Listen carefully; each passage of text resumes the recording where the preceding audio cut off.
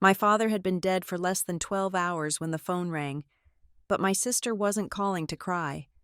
Marissa's voice was sharp and efficient as she demanded I fly home for an urgent inheritance meeting. I returned expecting a funeral, but the moment I walked into the room, I realized I hadn't been summoned to mourn. I was just a loose end my family needed to tie up before the money cleared. The phone call that ended my life as I knew it did not come in the middle of the night. It came at 2 p.m. on a Tuesday while I was standing in line for coffee.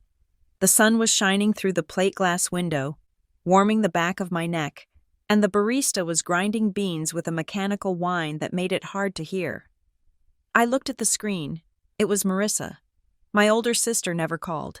She texted instructions. She emailed itineraries, but she never called just to talk, which meant someone was either dead or in jail. I stepped out of the line and answered. "Dad is gone," she said. She did not say it with a sob. She did not say it with a crack in her voice that betrayed a shattered heart. She said it the way a project manager confirms a shipment has been lost in transit. It was a fact that needed to be managed. I felt the ground tilt slightly under my feet. The noise of the city, the traffic, the chatter of the coffee shop, all of it seemed to recede into a dull hum. I asked her what happened. I asked her when. "Massive heart attack," she said. "An hour ago. Mother is a wreck. We need you here." I told her I would check the flights immediately. I told her I would be there by tonight. "No," she said, cutting me off. "The funeral home cannot take us until Thursday morning for the viewing, and the attorney is booked solid until Friday. Just get here by tomorrow evening. We have the inheritance meeting scheduled for Friday afternoon." I paused.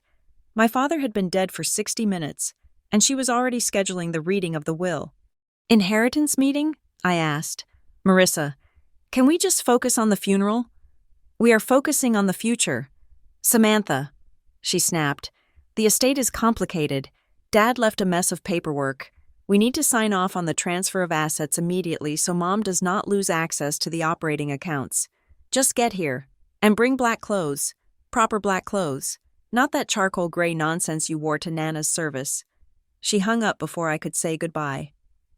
I stood on the sidewalk for a long time, staring at the phone. I did not cry. I wanted to, but the tears would not come. Instead, a cold knot formed in the center of my chest. It was a familiar feeling, one I had not felt since I packed my bags and left home at 22. It was the feeling of being a pawn on Marissa's chessboard. I flew home the next day. The flight was a blur of turbulence and stale coffee. When I landed, the air in the terminal felt different, heavier, thicker. This was the town where I had grown up, the town where everyone knew everyone else's business, and specifically, everyone knew the Rivera family business. We were not celebrities, but we were established. My father had built a small empire of local real estate and commercial leases. My mother had built a reputation for hosting the best garden parties, and Marissa had built a life out of being the perfect successor. I took a cab to the house. I could have asked for a ride, but I did not want to owe them a favor before I even walked through the door. The house was exactly as I remembered it, a sprawling 2-story colonial with white pillars and manicured hedges that looked like they were trimmed with a laser. There were already cars in the driveway, a black sedan I did not recognize, Marissa's pristine silver SUV. I walked up the front steps and hesitated at the door. I used to live here. This used to be my home, but as I reached for the handle, I felt like a trespasser. I opened the door and stepped into the foyer. The smell hit me first. Lilies and lemon polish. The scent of mourning and maintenance. Samantha. I turned to see my mother standing in the entrance to the living room. She was wearing a black dress that cost more than my car. Her hair was perfectly coiffed, not a strand out of place. Her eyes were red, but her makeup was flawless. "Mom," I said. I went to hug her, and she stiffened. It was a subtle reaction, a slight tightening of her shoulders, but I felt it. She patted my back twice, then pulled away. "You made good time," she said, looking me over. Her eyes lingered on my shoes. They were sensible flats, not the heels she would have chosen. "I am so sorry." "Mom," I said, I cannot believe he is gone. He was under a lot of stress, she said, looking past me toward the stairs. A lot of stress. We all were. But we are managing. Marissa has been a rock. Thank God for your sister. She has handled everything. The mortuary, the caterers, the legal notices. I felt the sting, sharp and familiar. I had just arrived, and I was already being measured against the gold standard. Where is she? I asked. In the study with the event coordinator. Mom said, do not disturb her yet. She is finalizing the menu for the reception. Go put your bags in the guest room. The guest room, not my old room. That had been converted into a home gym years ago. I was a guest in the museum of my own childhood. The next 24 hours were a masterclass in exclusion. The house was full of people. Neighbors, business partners, distant cousins. But every conversation seemed to stop when I entered the room. Marissa was everywhere, directing traffic, taking phone calls, accepting casseroles with a gracious, tragic smile. She moved through the house like a general in wartime. I tried to help. I offered to answer the door. I offered to sort through the mail. No, Marissa said, brushing past me with a clipboard. I have a system. Samantha, please do not touch anything. You will just confuse the order of things. So I sat in the corner of the living room, drinking tea I did not want, watching my family perform grief. It felt like a play. The weeping was timed perfectly between business calls. The stories about Dad were rehearsed anecdotes that painted him as a saint, stripped of all his rough edges and quiet humor. The funeral was on Thursday morning. It was a grand affair, held in the largest chapel in town. The pews were packed. I sat in the front row next to Mom, but Marissa sat on the other side of her, holding her hand. I sat with my hands folded in my lap. When it was time for the eulogy, Marissa rose. She spoke for 20 minutes without notes. She spoke about legacy. She spoke about duty. She spoke about how Dad had built this family with his bare hands and how it was our sacred honor to protect what he had left behind. She never mentioned me. It was during the reception, held back at the house, that the cracks began to show.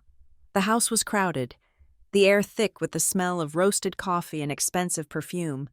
I had escaped to the hallway near the kitchen, needing a moment of silence. The noise of the party was overwhelming. I leaned against the wall, closing my eyes, trying to summon a memory of my father that felt real. I wanted to remember him in his workshop, smelling of sawdust, or sitting on the back porch smoking a cigar when Mom wasn't looking, but the image kept slipping away, replaced by the face in the casket. I heard voices coming from the pantry. The door was slightly ajar.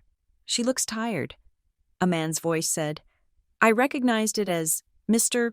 Henderson, a longtime family friend and Dad's golf partner. She looks like a mess. Marissa's voice replied. It was low, but carrying that distinct edge she used when she thought she was winning. But it does not matter how she looks. It only matters that she is here. Are you sure she's going to be difficult? Mr. Henderson asked. Samantha is always difficult, Marissa said. She thinks asking questions makes her sound intelligent. But do not worry. I have set it up so she really has no choice. The pressure is good for her. It gives her structure. But the documents. He said, if she reads the fine print, she won't. Marissa interrupted. She never does. She just wants to get back to her little apartment and her little life. She will sign. She always folds. The words hit me in the gut like a physical blow. She always folds. It wasn't just an insult. It was a strategy.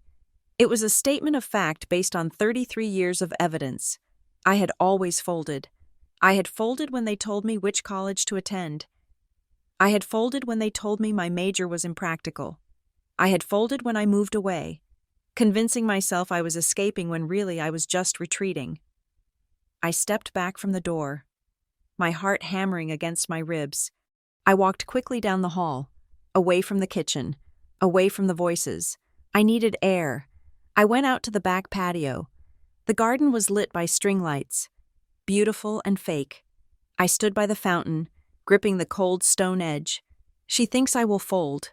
The thought circled in my mind. It was not angry at first. It was just clear. They did not bring me here to mourn. They brought me here to sign. I barely slept that night. The next morning, the day of the meeting, the atmosphere in the house shifted again. The grief was gone, replaced by a tense, vibrating energy. We need to leave by 1 o'clock. Marissa announced at breakfast. She was wearing a sharp navy suit that looked like armor. Where are we going? I asked. I assumed we were going to Mr. Sterling's law office downtown. That was where Dad did all his business. The Sterling office is under renovation, Marissa said, not looking up from her phone. We are holding the meeting at the Oakwood Event Center. We rented the conference suite. It is more private. A rental hall? For a will reading? It is not a reading. Samantha, she said, snapping her head up. It is a settlement meeting. It is a celebration of legacy. We are doing this respectfully. Stop looking for problems. We arrived at the Oakwood Center at 1:15. It was a sterile, upscale venue, usually used for wedding receptions and corporate retreats. The conference suite was at the back, a long room with floor-to-ceiling windows overlooking a parking lot. The room was set up like a boardroom, a long mahogany table, pitchers of water, notepads, and at the head of the table, a large portrait of my father on an easel. It felt grotesque. It felt like a shareholders' meeting where the product was my father's corpse. Mr. Sterling was there, looking pale and sweating slightly despite the air conditioning. He was a small man who had always seemed nervous around my father, but today he looked terrified around my sister. And there was Mr. Henderson, the man I had overheard in the pantry. Samantha, he said, walking toward me with his arms open. He had a smile plastered on his face that did not reach his eyes. So good to see you. Honey, I know this is hard. I let him hug me, my body stiff. I am here to help, he whispered, leaning in close. I know these legal things can be overwhelming.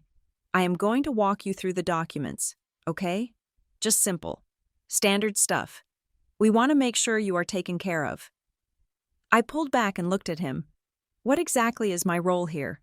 Mr. Henderson? I asked. You are not a lawyer. He blinked, his smile faltering for a second. He looked over my shoulder at Marissa, then back at me. I am the executor's advisor, he said. Your father trusted me. I am just here to facilitate. Facilitate what? I asked. Harmony, he said. I sat down at the table. There were 4 seats, one for Mom, one for Marissa, one for Mr. Sterling, and one for me. Mr. Henderson sat in a chair against the wall, like a proctor taking an exam. At every seat, there was a thick folder. Mom sat down, dabbing her eyes with a handkerchief. Marissa sat at the head of the table, opposite Dad's portrait. She placed her hands on the table, palms down. Let us begin, she said. Mr. Sterling cleared his throat. Thank you all for coming. As you know, we are here to execute the immediate transfer of the estate assets into the family trust structure. As per your father's wishes, this is a time-sensitive matter to avoid probate and tax penalties. He pushed the folders toward us. Inside, you will find the waiver of contest and the asset allocation agreement, he said. I opened the folder. It was thick, 50 pages, maybe more. The text was dense, single-spaced legalese. I need time to read this, I said. Marissa sighed. It was a loud, theatrical sound. Samantha, she said, we do not have time for you to play lawyer. We have gone over this with Mr. Sterling. It is standard. It is exactly what Dad wanted. How do you know what he wanted? I asked. I have not seen a will. This implements the will, Marissa said, her voice rising. God, why do you always have to do this? Do what? Make everything about you, she said. She turned to Mom. Look at her. Dad is not even cold, and she is already looking for loopholes. I am not looking for loopholes, I said, keeping my voice steady.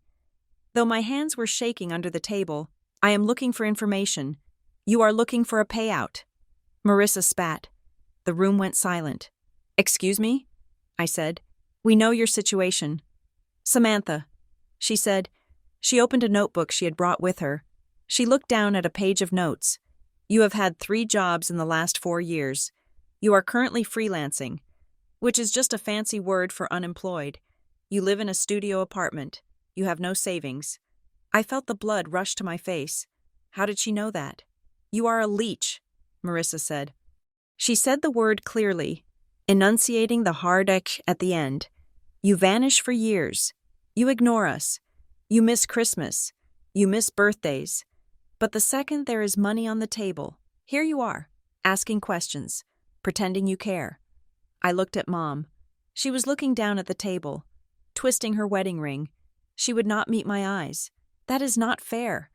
I said, life is not fair, Marissa said, and neither is this family.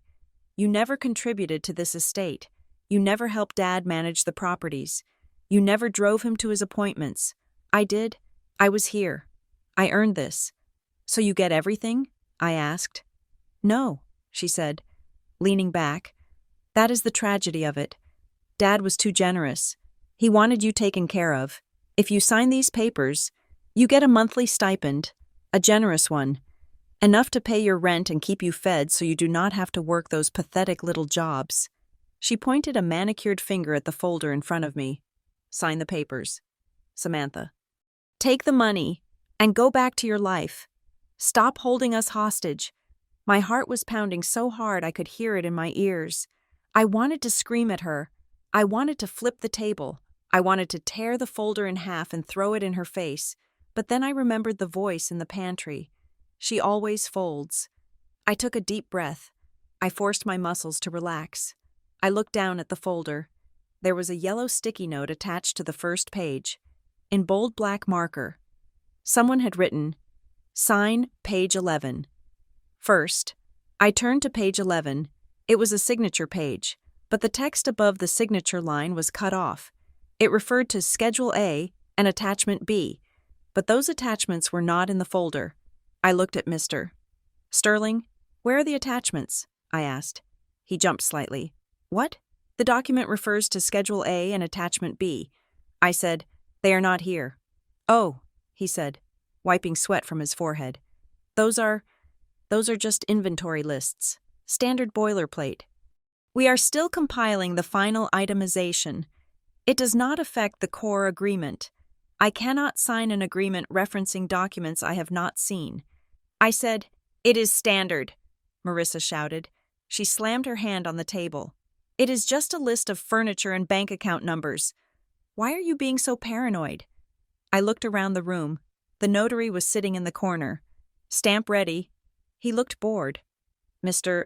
Henderson was watching me with narrow eyes. Mom was crying softly. And then I noticed something. Marissa kept glancing at the door. She checked her watch. She looked at the door. She looked back at me, then back at the door. I checked my own watch. It was 1:30. Who are we waiting for? I asked. No one, Marissa said quickly. Too quickly. Then why do you keep looking at the entrance? I am looking for the waiter to bring more water. She lied. There was a pitcher full of water right in front of her. I looked at the empty chair at the end of the table. I had assumed it was extra, but the notepad in front of it was straight. The pen was aligned. Is the trustee coming? I asked. The room froze. Mr. Sterling dropped his pen. It clattered on the mahogany table like a gunshot. The trustee is aware of the meeting. Mr.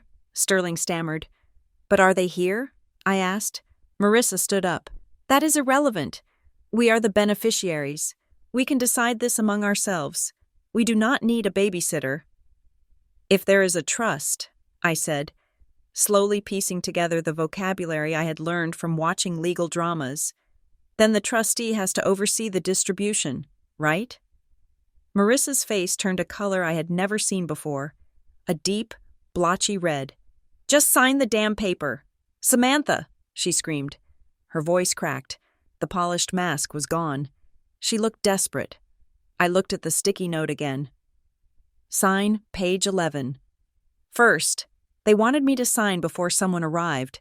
That was the game. They needed my signature on record before the real authority walked through that door. I stood up. My legs felt weak, but I locked my knees. I closed the folder. I am not signing this.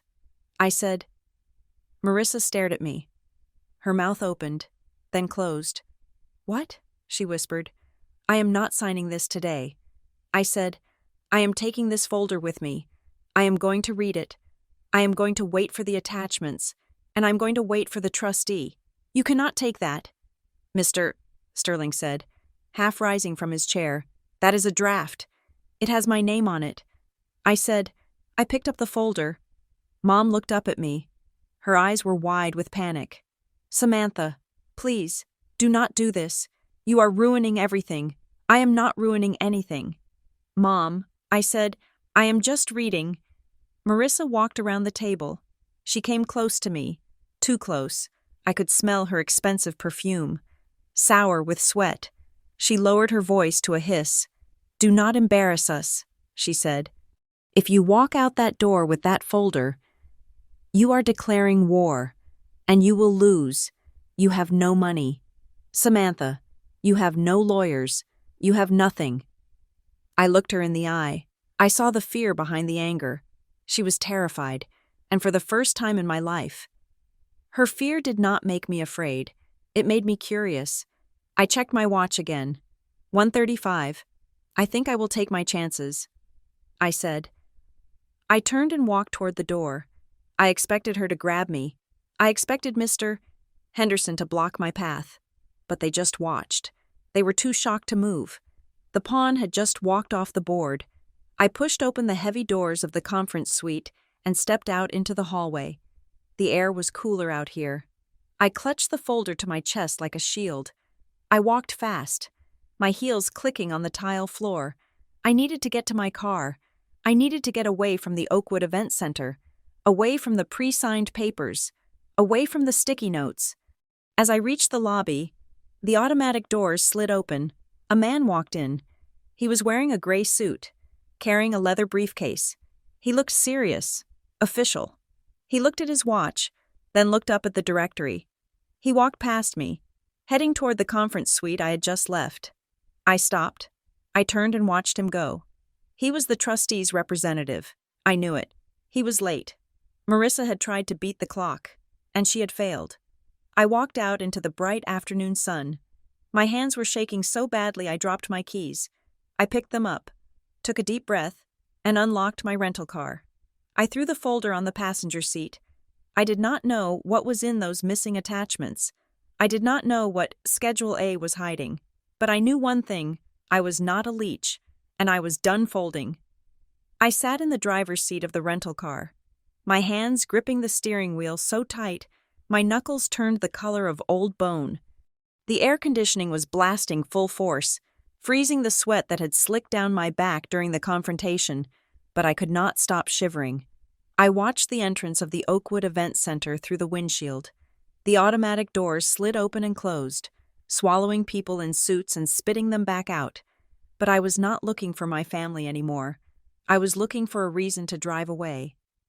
A tap on my passenger window made me jump. I let out a sharp gasp and turned. A woman was standing there. She was young, maybe 25, wearing a skirt suit that looked like it had been bought at a discount department store, ill-fitting at the shoulders, the fabric slightly shiny under the afternoon sun. She was clutching an oversized purse and looking over her shoulder toward the building entrance. I hesitated, then lowered the window 2 inches. "Can I help you?" I asked. My voice sounded thin, scraped raw by the adrenaline. The woman did not look at me. She kept her eyes trained on the glass doors of the center. She reached into her purse and pulled out a small white rectangle. "You left fast," she said. Her voice was low, hurried. I did not know who she was. I thought for a second she might be a reporter, or maybe someone Marissa had sent to threaten me in the parking lot. "Who are you?" I asked. "I am the paralegal for Mr. Sterling," she said. She glanced at me then, just for a second. Her eyes were tired. "I saw the way you looked at the signature page. You saw the missing schedule." I stared at her. "Why are you talking to me?" "Because I have a sister," she said. She slipped the white card through the crack in the window. It landed on the passenger seat, right on top of the stolen folder. "If you want the attachments, request the inventory schedule by email," she said. "Do it today, before 5 o'clock. Use the word inventory specifically. Why? I asked. Because if you ask for the inventory, we are legally required to log the request, she said. If you just ask for clarifications verbally, Mr. Sterling can pretend the conversation never happened. Put it in writing. She stood up straight, adjusting her purse strap. I was never here, she said, and then she walked away, heading toward a beat-up Honda Civic parked 3 rows down. She did not look back. I rolled the window up. I looked at the card. It was a generic business card for the law office of Arthur Sterling, but on the back, handwritten in blue ballpoint pen, was a direct email address I had not seen on the main website. I put the car in reverse and backed out. I drove to my hotel on the edge of town, a mid-range chain that smelled of industrial cleaner and stale carpet. It was neutral ground. I could not go back to the house, not yet. Once I was inside my room, I threw the deadbolt. I took off my blazer and tossed it on the chair. Then I sat on the edge of the bed and spread the documents out on the duvet. The folder was heavy. It felt like a weapon. I started reading. I am not a lawyer. I am a graphic designer. I understand kerning and color theory, not probate law, but I know how to read English, and I know how to spot when someone is trying to hide something. The document was titled Family Asset Transition Agreement. It sounded nice. It sounded cooperative, but as I read through the dense paragraphs of Clause 4 and Clause 5, the language shifted. It was not about giving me money. It was about taking away my voice. There was a section on waiver of future claims. It stated that by signing, the beneficiary agreed that the inventory provided was complete and final and waived the right to request any further audits, accountings, or retrospective valuations. If I signed this, I was agreeing that whatever they told me existed was all that existed. If Dad had $10 million and they told me he had 10,000, and I signed this paper, I could never sue them for the difference. I was agreeing to be blind. I turned the page. There was a clause about non-disparagement. It said the beneficiary agreed never to speak publicly or privately in a way that would damage the reputation or standing of the executor. Marissa, if I signed this, I could not even complain to a therapist about her without technically breaching the contract. It was a gag order dressed up as an inheritance. I felt a wave of nausea. This was not standard. Mr. Sterling had lied. I needed to hear Dad's voice. I needed to know that I was not crazy, that the man who raised me would not have wanted to trap me in a legal cage built by my sister. I picked up my phone. I scrolled through my voicemails. I am bad at deleting things. I have voicemails from 3 years ago about dentist appointments I missed. I scrolled past the recent condolences, past the work calls, back to 6 months ago. There it was. Dad. I pressed play. I held the phone to my ear, closing my eyes. Hey, Sammy, his voice said. It was rough. He sounded tired even then. Just calling to see how the new apartment is. Your mother says you are too far from the city center, but she thinks everything is too far from the mall. Listen. He paused on the recording. I heard the sound of him shifting in his chair. The squeak of the old leather. I am sending you a check for your birthday a little early, he said. Put it away. Don't spend it on rent. Keep it for a rainy day. And listen, Sammy, if anything happens, if things get messy later, don't let them rush you. You take your time. You are smarter than they give you credit for. The message ended with a click. I sat there in the silence of the hotel room, the tears finally spilling over. Don't let them rush you. He knew. 6 months ago. He knew. He knew Marissa would come for me.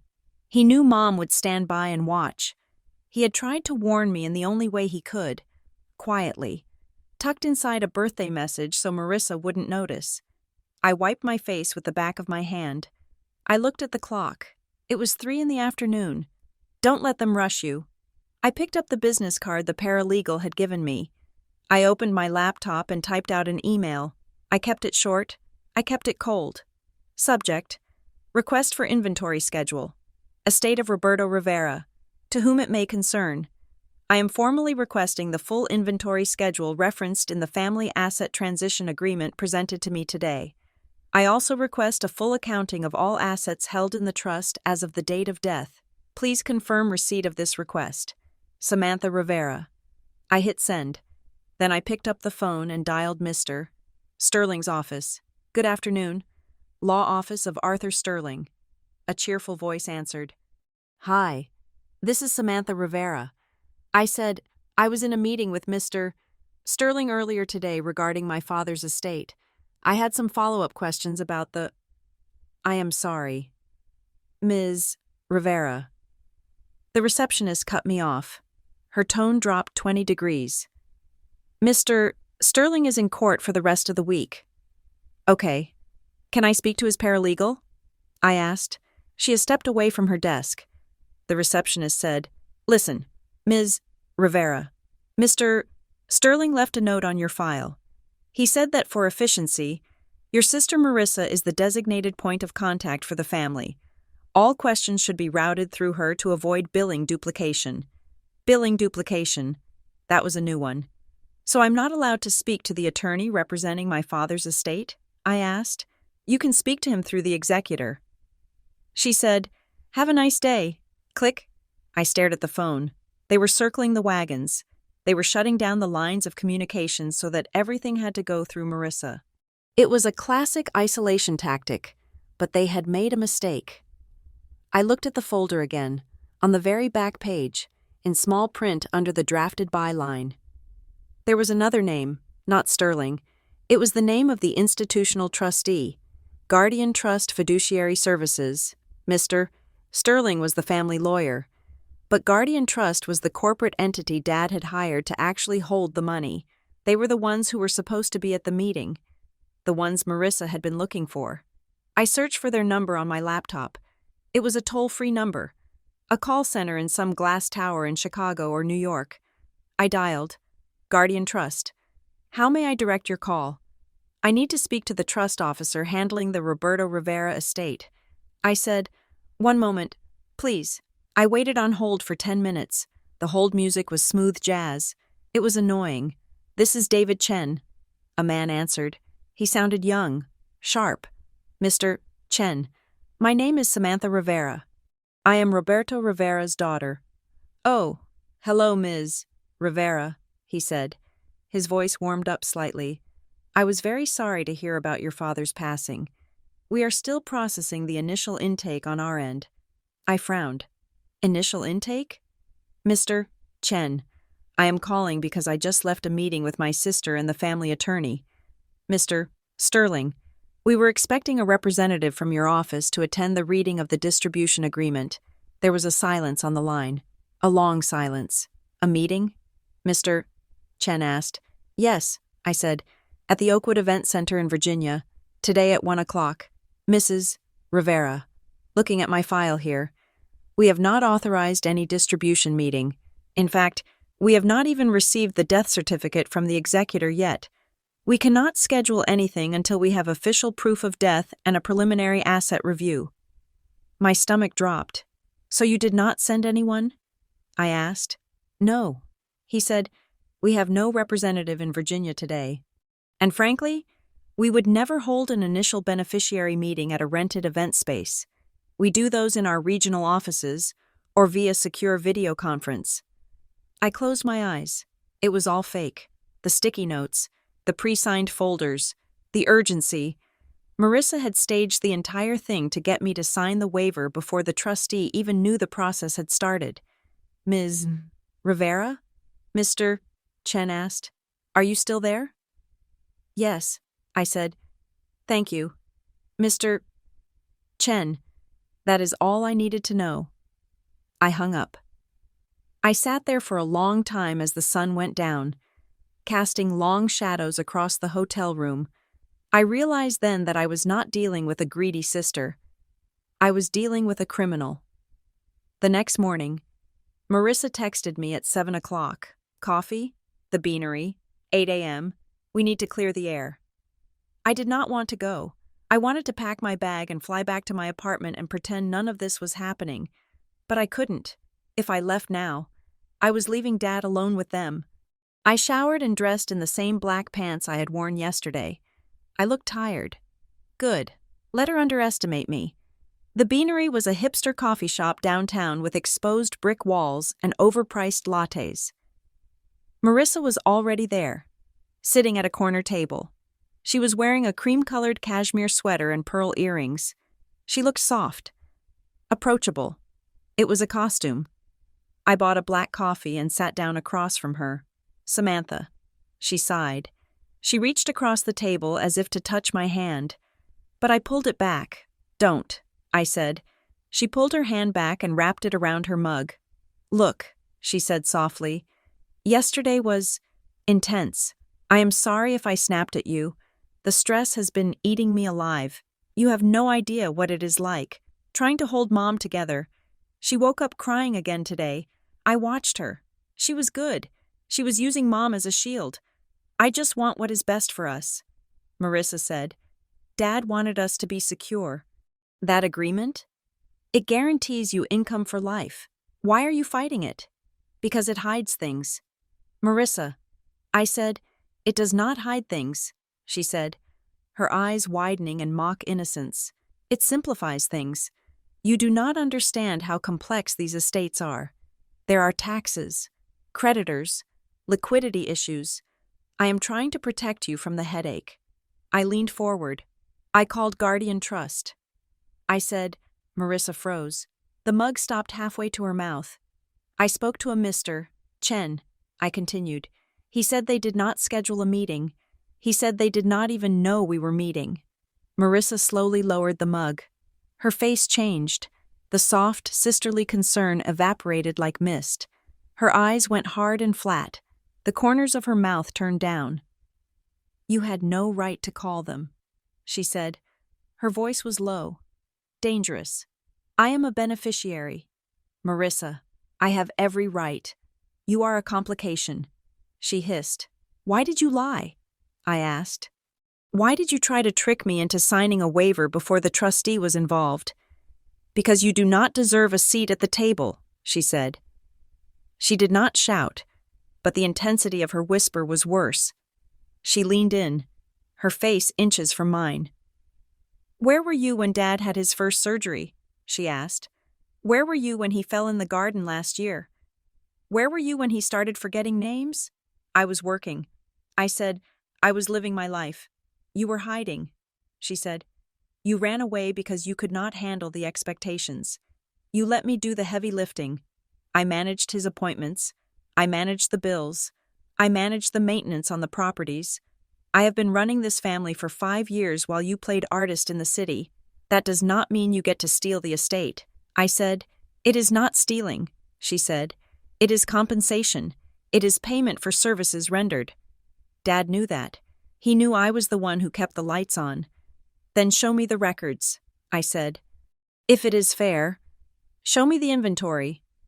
She sat back, a cruel smile playing on her lips. "You do not get to make this complicated. Samantha, you were not there. You do not get to come in here at the 11th hour and demand an audit of a play you did not even buy a ticket for." I stood up. My coffee was untouched. "I am not signing. Marissa, not until I see every single piece of paper." She looked up at me. She did not look worried anymore. She looked like she was looking at a bug she was about to crush. "You will sign," she said, "because if you do not, I will cut off the interim support. Mom will cut you off. You will be alone. Samantha, and you cannot afford a lawyer to fight me. Watch me," I said. I walked out of the coffee shop. I was trembling again. But this time, it was not fear. It was rage. I needed to go to the house, not to see Mom. I needed to see Dad's study. I needed to see what she was protecting. I drove to the house. Marissa's car was still at the coffee shop, which gave me a window. I let myself in with my key. The house was quiet. Mom was likely in the garden or sedated in her room. I walked straight to the study. It was a room I had always loved. Dark wood paneling, shelves lined with history books, the smell of pipe tobacco and old paper. It was where Dad did his thinking. I opened the door. It was gone. The room was not physically gone, but the soul of it had been stripped. The desk was bare. The laptop was gone. The filing cabinets were empty. the drawers hanging open like hungry mouths. The shelves that used to be piled high with ledgers and binders were swept clean. It looked like a hotel room, impersonal, sterile. I walked over to the bookshelf in the corner. There was one thing left, a silver picture frame. It was lying face down on the wood. I picked it up. It was a photo of me and Dad on a fishing trip when I was 12. I was holding a trout, grinning like an idiot, and he was laughing, his arm around my shoulder. It was one of the few times we had gone away without Marissa. She had turned it face down. She couldn't even stand to look at it. Samantha? I turned. Mom was standing in the doorway. She was wearing a silk robe, holding a cup of tea. She looked frail. What happened to the study? I asked. Mom looked around the room vaguely. Oh, we are just cleaning. Marissa said we needed to organize the records for the lawyers.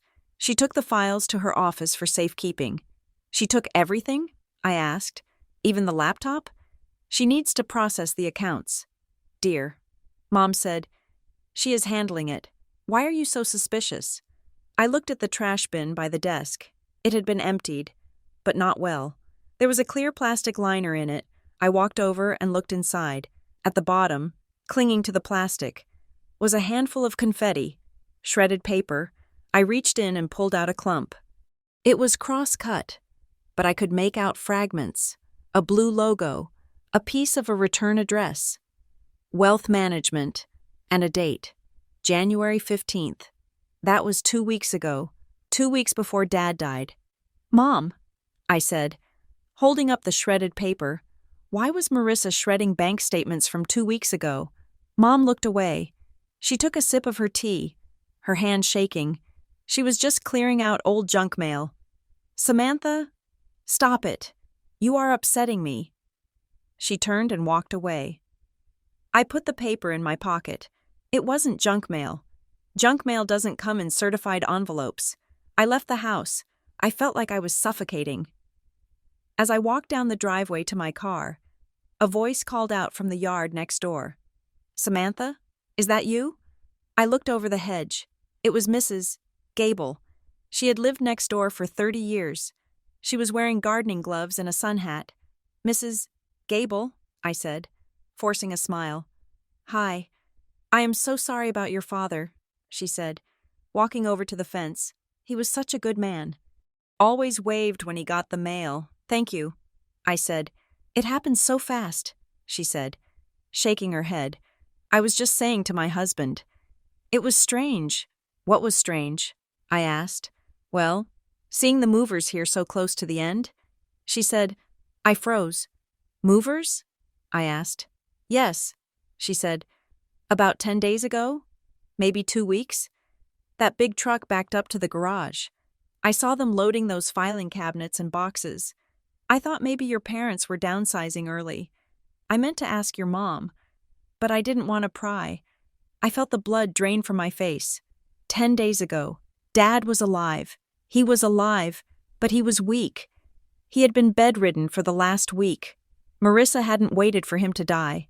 She had started looting the house while he was still breathing upstairs. Did you see who was directing them? I asked. Oh, Marissa. Of course. Mrs. Gable said. She was out here with a clipboard, making sure they handled everything carefully. Very efficient. Your sister? Yes, I said. Very efficient. I thanked Mrs. Gable and got into my car. I sat there for a minute, staring at the steering wheel. Grief is a heavy, dull thing. It makes you want to sleep. It makes you want to curl up and hide. But what I felt now wasn't grief. It was something sharper. It was cold and hard and bright. Marissa wasn't just greedy. She was erasing him. She was erasing the evidence of who he was and what he wanted. She was rewriting the history of our family so that she was the hero and I was the mistake. I looked at the house one last time. I am not fighting for the money. I whispered to the empty car. I am fighting for the truth. I drove back to the hotel. I did not cry. I did not shake. I opened my laptop. I pulled up the email draft I had started earlier, the one I had sent to the paralegal. I opened a new document. Header, formal demand for production of records. To Arthur Sterling, Esquire, CC, Guardian Trust Fiduciary Services. I wrote, Pursuant to my rights as a qualified beneficiary under the Uniform Trust Code, I hereby demand the following: a complete copy of the trust instrument and all amendments, a full inventory of all assets as of January 1st of this year, copies of all bank statements for the 12 months preceding the date of death, a log of all items removed from the primary residence in the 30 days prior to death, I typed slowly, hitting each key with deliberate force. Failure to produce these documents within the statutory time frame will result in a petition for court-ordered supervision of the estate. I attached the photo of the shredded bank statement I had taken with my phone. I hit send. Then I opened a notebook. I wrote down the date. I wrote down the time. I wrote down Mrs. Gable's comment about the movers. I wrote down the paralegal's tip. I was building a file. If Marissa wanted a war, she was going to get one. But she wasn't going to be fighting the little sister who always folded. She was going to be fighting the only person left who actually gave a damn about what Roberto Rivera wanted. I checked my watch. The trustee's representative, Mr. Chen, was probably leaving his office for the day. I would call him again tomorrow. And the day after that, I was not going anywhere. I sat in the office of Elias Thorne, a probate attorney recommended by a former colleague of my father. His office was the opposite of the polished, corporate sheen of the Sterling firm. It was located in a converted townhouse on the outskirts of the city, cluttered with stacks of files and smelling of stale coffee and old law books. Thorne himself was a man in his 60s with wire-rimmed glasses and a patient, weary demeanor. He read through the emails I had printed out, my demand for records, the dismissive replies from Sterling's office, the notes on my conversation with Guardian Trust. He took off his glasses and rubbed the bridge of his nose. "They are stonewalling you, Ms. Rivera," he said. "It is a common tactic." "Is it legal?" I asked. "Can they just refuse to show me the documents?" "Technically, no," Thorne said. "As a qualified beneficiary, you have a statutory right to information. But the law is not a magic wand. It is a process. They can delay. They can send you incomplete files. They can bury you in procedural objections until you run out of money or patience. So what do? You have two choices," he said. "You can keep asking nicely and hope they get tired of fighting. Or you can force the issue.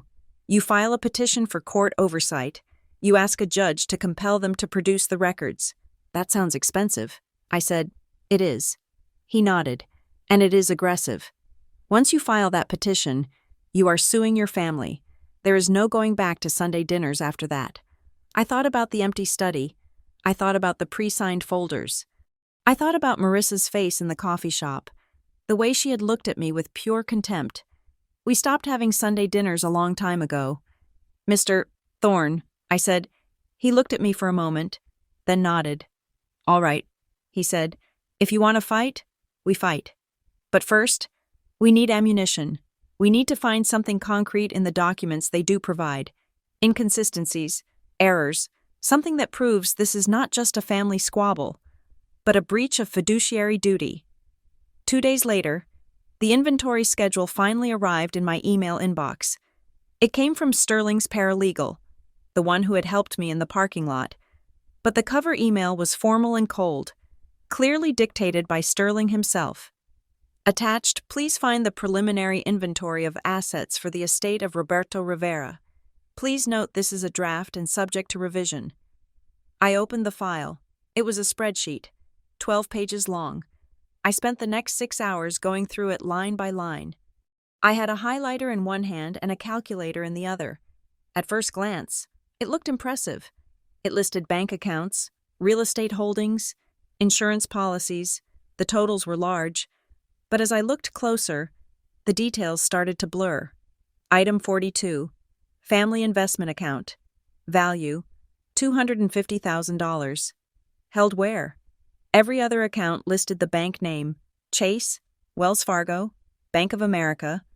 This one just said family investment account. No institution, no account number. Item 18, real property interest. Fairhaven lots. Value, non-liquid interest. Non-liquid interest? What did that mean? Was it land? Was it a partnership share? And why was there no dollar value assigned to it? I kept reading. I looked at the expense ledger attached to the back of the inventory. This was supposed to be a list of debts and liabilities paid by the estate. There were the usual things: funeral costs, utility bills for the house, but then I saw a recurring line item: payee, M. Rivera, description: care expenses and management fees. Amount: $4,000. The date was from last month. I looked back. There was another one the month before. And the month before that. I scrolled back through 2 years of data. Marissa had been cutting herself a check for $4,000 every single month for the last 24 months. That was nearly $100,000. I sat back in my chair. Care expenses? My father had lived independently until the week he died. He drove his own car. He cooked his own meals. Badly. But he cooked them. He had a gardener. Sure. And a cleaning lady who came once a week. But he did not need full-time care. And management fees? For what? For driving him to the doctor once a month? I printed the pages. I circled the payments in red ink. The next day, I drove to the house. I did not call first. I found Marissa in the kitchen, organizing catering for the thank you luncheon she was planning for the friends and family who had attended the funeral. She was on the phone with a florist, arguing about the shade of lilies. I need to see the receipts, I said as soon as she hung up. She turned to look at me. She did not look surprised. She looked annoyed. Hello to you too. Samantha, she said. Receipts for what? For the $100,000 you paid yourself out of Dad's accounts over the last 2 years. I said. She didn't flinch. She walked over to the kitchen island and picked up a heavy binder. It was labeled Estate Expenses, Confidential. She dropped it on the counter. It made a heavy thud. It is all there, she said. Dad insisted on paying me for my time. He knew how much work it was to manage his affairs. He did not want me to be out of pocket. I opened the binder. It was perfect. Too perfect. There were invoices for administrative services. There were receipts for gas, for groceries, for office supplies. Every single one of them was neatly taped to a piece of white paper. I looked closely at the handwritten notes on the administrative services invoices. Consultation fee, January 4th. Filing organization, February 12th. Bill payment services, March 1st. They were all written in the same blue ink. The handwriting was identical, slanted, precise, with looped G's. And the paper was fresh, crisp. These invoices spanned 2 years, but the paper looked like it had all come from the same ream opened yesterday. There were no coffee stains, no creases, no yellowing. Marissa, I said, looking up at her, did you write these all at once? Don't be ridiculous, she said, turning back to her floral arrangements. I keep meticulous records. That is what responsible people do. You expect me to believe you generated a pristine invoice for consultation every month for 2 years, and you used the exact same pen every single time? I buy my pens in bulk, she said. Drop it, Samantha. You are looking for a conspiracy where there is only competence. I took a picture of one of the pages with my phone. What are you doing? She snapped. Documenting. I said. I closed the binder. I did not take it. I knew she would call the police if I tried to walk out with it. I walked out of the kitchen. My next stop was the notary. I had found his name on the signature page of the document Marissa had tried to force me to sign at the event center. Robert J. Miller, Notary Public. He worked out of a small shipping center in a strip mall near the highway. I walked in. He was behind the counter, packing a box. Mr. Miller? I asked. He looked up. Yeah? You notarized some documents for the Rivera family last Friday, I said, at the Oakwood Event Center. He paused, tape gun in hand. He looked wary. I don't discuss client business, he said. I am not asking for details of the document. I said, I am the other sister, the one who didn't sign. Recognition flashed in his eyes. Oh, he said. Yeah. You left. I just wanted to ask. I said, leaning on the counter, was that a standard booking for you? Did the law firm hire you? He laughed. A short, dry bark. Law firm? No. Your sister hired me directly. paid me double to come out on a Friday afternoon. Said she needed someone who could move fast and not ask too many questions about the formalities. Formalities? I asked. Yeah, like waiting for all parties to be present before stamping. He said. She wanted me to pre-stamp the witness lines. I told her no. I might work out of a strip mall, lady, but I ain't losing my license. He went back to taping the box. She was pretty stressed, though. He added, kept checking her phone, acted like she was on a deadline. She was, I thought. The deadline was the truth arriving. Thank you. Mr. Miller? I said. I was sitting in my car outside the shipping center when my phone rang. Unknown number. I almost didn't answer. I was tired of fighting, but I picked up. Hello? Ms. Rivera? A voice whispered. It was a man. Young. Yes? This is... Look, I can't give you my name. I work at Guardian Trust. I sit near David Chen. My heart hammered. Okay, I said. I am listening. David is strictly by the book, the voice said. He won't tell you anything that isn't officially approved. But I heard him on a call with legal compliance yesterday. There is a flag on your father's file. What kind of flag? Red, he said. Someone tried to submit amended beneficiary instructions about 3 weeks ago, online. They had your father's login credentials, Marissa, but the IP address didn't match his usual location. The voice continued. And the timing was weird. It was right before the death was reported. The system flagged it as irregular and blocked the change. What were the changes? I asked. They were trying to change the distribution model. He said, from per stirps, that means equal shares to his kids, to discretionary allocation by executor. My blood ran cold. She had tried to rewrite the trust so that she, as executor, could decide how much I got. She wanted to turn my inheritance into an allowance that she controlled. Why are you telling me this? I asked. Because my grandmother got fleeced by her sister, he said, and nobody helped her. If you're going to fight this, you need to know. The trustee is already suspicious. They just can't move until they have proof. Don't sign anything that waives their oversight. The line went dead. I sat there for 5 minutes, just breathing. She had tried to steal it, not just skim a little off the top, but steal the control of the entire legacy. And when the computer system blocked her, she had staged the meeting at the event center to get me to sign away my rights voluntarily. It was all a desperate cover-up. I started the car. I drove back to the house. It was evening now. The house was glowing with warm yellow light. It looked peaceful. It looked like a home. I found Mom in the living room. She was watching a game show. The volume turned up too high. Mom, I said. She jumped. Samantha, you scared me. Turn off the TV. Mom, she looked at me, then muted it. What is it? She asked. You look intense. Mom, did you know Marissa tried to change Dad's trust online before he died? Mom's face crumbled. It wasn't shock. It was exhaustion. She looked down at her hands. She was just trying to simplify things. Samantha. Simplify? I asked, my voice rising. Mom. She tried to cut me out of the decision-making. She tried to give herself total control over the money. Did you know? Mom started to cry. Soft, helpless tears. Your father was so sick, she sobbed. He was confused. Marissa said the old trust was too rigid.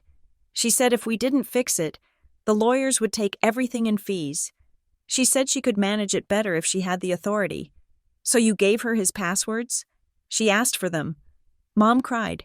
She is the executor. She is supposed to handle these things. She is supposed to handle them honestly, I shouted, not use his login to rewrite his wishes while he is dying in the next room. Mom covered her face with her hands. I just wanted everyone to get along. She wailed. I just wanted to keep the family together. If you would just sign the papers. Samantha, this can all go back to normal. We can be a family again. I looked at her, a woman who had spent her whole life smoothing over rough edges, pretending everything was fine as long as the neighbors couldn't hear the shouting. Mom, I said softly, signing those papers won't make us a family. It will make me a victim. And it will make you an accomplice. I walked out of the living room. I couldn't look at her. I went upstairs. I walked past the empty study. I went into my old bedroom. The gym. There were boxes in the closet. Things Mom hadn't thrown away yet. Old yearbooks, trophies, and a small wooden box. Dad's junk box. I opened it. It was full of random screws, old keys, golf tees. But at the bottom, under a tangle of charging cables, was a white envelope. It was sealed. On the front, in Dad's shaky handwriting, it said, Guardian Trust. He must have hidden it there. He knew Marissa was cleaning out the study. He knew she was watching him. He had put it in the one place she would never look, my old room. I held the envelope up to the light. I could not see through it. I knew I shouldn't open it. It was addressed to the trustee. But I had to know. I carefully pried the flap open. It was a single sheet of yellow legal pad paper. To the trustee, it read, I, Roberto Rivera, being of sound mind, hereby instruct that any distribution from my trust in excess of $10,000 must require the written consent of both my daughters. Marissa and Samantha, if there is a dispute, I request the trustee to appoint an independent monitor. Do not let one speak for the other. Protect them from each other. It was dated 3 weeks ago. He knew. He knew Marissa was pushing. He knew I would be steamrolled. And he had created a failsafe, a dual consent clause. If I showed this to the trustee, Marissa's power would be broken. She couldn't distribute a dime without my signature. And if I refused to sign her skewed accounting, the trustee would step in. But if I had signed that waiver at the event center, if I had signed the document that said I accepted the inventory as final, I would have nullified this instruction. I would have legally agreed to bypass his safeguard. That was why she was so desperate. She needed me to sign away my power before I found out I had any. I put the letter back in the envelope. I found a roll of tape in the desk drawer and carefully resealed it. I put the envelope in my purse. I walked downstairs. Marissa was in the hallway, holding a glass of wine. She looked at me, her eyes narrowing. What were you doing upstairs? She asked. Getting something of mine. I said. She looked at my purse. She didn't know. She couldn't know. I am leaving. Marissa, I said. Good. She said. Go back to the hotel. Cool off. And sign the papers tomorrow. I am running out of patience. I am not signing the papers, I said. Her face tightened. Then you get nothing, she said. We'll see, I said. I walked out the door. I sat in my car in the driveway. I took out my phone and called Mr. Thorne. It was late, but he answered, Mrs. Rivera? Mr. Thorne. I said, I have evidence. I have a witness from the trustee's office who says she tried to change the beneficiary designations. I have a letter from my father instructing dual consent, and I have proof she has been draining the accounts for years. Good, he said. His voice was grim but energized. That is enough. What do we do? We file, he said. First thing in the morning, we file a petition for formal probate and a request for a temporary restraining order on the estate assets. We freeze everything. Freeze it, I said. Yes, he said. It means no money moves. Not for her, not for you. It means a long fight. It means she will come at you with everything she has. Are you ready for that? I looked back at the house. I saw Marissa's silhouette in the window. I thought about the care expenses. I thought about the shredder. I thought about the pre-signed folders. And I thought about Dad's voice on the voicemail. Don't let them rush you. Do it, I said. Freeze it all. The filing of the temporary restraining order was not a bang. It was a shuffle of papers in a quiet clerk's office at 9 a.m. Mr. Thorne handed the petition to the clerk, who stamped it with a heavy mechanical thud. That sound was the only drama. There were no gavels, no screaming objections, just a date stamp that effectively froze the assets of the Roberto Rivera estate and served notice to my sister that she was no longer the queen of the castle. She was now a defendant. I expected a phone call. I expected Marissa to scream at me, to threaten me, to tell me I was ungrateful. Instead, I got silence. For 2 days, my phone did not ring. The house was dark when I drove past. The emails stopped. It was a silence that felt heavy, like the air before a tornado touches down. Then the notification popped up on my phone. It was a social media alert. Marissa had tagged me in a post. I opened it, my stomach tightening.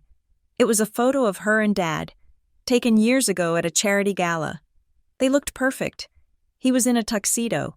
She was in a shimmering evening gown, looking adoringly at him. The caption read, "It breaks my heart to see my father's legacy tarnished by unnecessary drama during this time of deep grief. While some choose to focus on money and petty legal disputes, I am choosing to focus on the love he gave us. Please pray for our family as we navigate this difficult chapter. We just want peace." She didn't name me. She didn't have to. The comments were already rolling in. "So sorry you have to deal with this, Marissa. Money brings out the worst in people. Stay strong. Ignoring the haters is the best revenge. You were always the good daughter." I sat on the edge of my hotel bed, reading the comments until the words blurred. She had framed the narrative perfectly. She was the grieving, responsible guardian. I was the greedy, unstable sister who was dragging the family into court. She had weaponized her popularity. She had turned our hometown into a jury, and they had already returned a verdict. I put the phone down. I told myself it didn't matter. I told myself that likes on a post were not legal arguments. But the next morning, the war moved from the internet to my real life. My cell phone rang at 10 o'clock. It was Sarah, my creative director back in the city. "Hey, Sarah," I said, trying to sound normal. "I am sorry I've been out of touch. Dealing with the funeral has been—" "Samantha." She cut me off. Her voice was stiff, uncomfortable. "I need to ask you something, and I need you to be honest with me." She said, "Okay," I said. "We received a call this morning." She said, "From a concerned family member. They wouldn't give their name, but they said they were worried about your stability." My blood ran cold. "My stability?" I repeated. "They said you were having a breakdown." Sarah said, "They said you were acting erratically, making threats, and that you might be dealing with some substance issues. They wanted us to know in case it affected your current projects." I stood up, knocking the chair over. "Sarah, that is a lie." I said, "That is my sister. We are in a legal dispute over my father's will. She is trying to discredit me." "Look, Samantha," Sarah sighed, "I don't want to get involved in a family drama, but we have clients. We have deadlines. If you are going through a crisis, maybe you need to take an extended leave. We can put you on disability until you get this sorted out." She was sidelining me. Marissa had planted the seed of doubt. And now my career, the one thing I had built entirely on my own, away from the Rivera name, was shaking. "I am not having a breakdown, Sarah," I said, keeping my voice steady even though my hand was shaking. "I am grieving, and I am dealing with a lawsuit. I will be back at my desk on Monday. I promise." There was a pause. "Okay," Sarah said. "But Samantha, take care of yourself." She hung up. I stared at the phone. Marissa wasn't just defending her position. She was trying to destroy my ability to fight. If I lost my job, I lost my income. If I lost my income, I couldn't pay Mr. Thorne. If I couldn't pay Mr. Thorne, the lawsuit ended, and she won. It was a siege. I drove to Mr. Thorne's office. I needed good news. I needed a win. He was sitting at his desk, buried under a pile of bank statements. He looked up when I walked in, his glasses sliding down his nose. "We got something," he said. He pulled a sheet of paper from the stack. "The judge granted our request for an expedited discovery on the primary operating account," he said. "Just the last 6 months. But that was enough to find a pattern." He pointed to a highlighted column. "Look at the transfers," he said. "Starting 8 months ago, $5,000, $7,000, $6,000, all going to an entity called Legacy Solutions LLC. "Legacy Solutions?" I asked. "I have never heard of it." "Neither had I," Thorne said, "and neither had the court records until I dug a little deeper. Marissa claims this LLC was a consulting firm your father hired to help manage his commercial properties. She says the payments are for property management and lease negotiation. That sounds plausible. I said, Dad did own 3 strip malls. It sounds plausible, Thorne said. Until you look at the incorporation documents for Legacy Solutions, LLC. He slid another paper across the desk. It was a printout from the State Corporation Commission. Registered agent, Marissa Rivera. Mailing address, 1400 Oakwood Drive. Suite B. I stared at the address. 1400 Oakwood Drive. That is the event center. I said, exactly. Thorne said, the LLC is registered to the same address where she tried to stage the signing meeting. And if you look at the ownership of the Oakwood Event Center, it is held by a holding company. Guess who is the minority partner in that holding company? Mr. Henderson? I guessed. The family friend. The advisor. Got it in one, Thorne said. Marissa and Henderson set up a shell company. She transfers money from your father's account to Legacy Solutions for fake management fees. Legacy Solutions pays rent to the Oakwood Event Center for a non-existent office. The money flows out of the estate and into a business they control. It is money laundering. I said, it is sophisticated embezzlement, Thorne corrected, and it explains why she was so desperate to get you to sign the waiver. If you had signed that document accepting the inventory as final, you would have waived your right to question these payments. You would have validated the theft. So we have her. I said, we have a thread, Thorne said.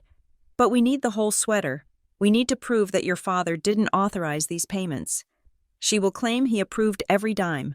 She will produce more of those perfect receipts. We need to get her under oath. I went back to the hotel. I felt a strange mix of vindication and nausea. My sister wasn't just mean. She was a criminal. She had been stealing from our father while he was alive, and she had enlisted his best friend to help her do it. That evening, there was a knock on my hotel room door. I looked through the peephole. It was Mom.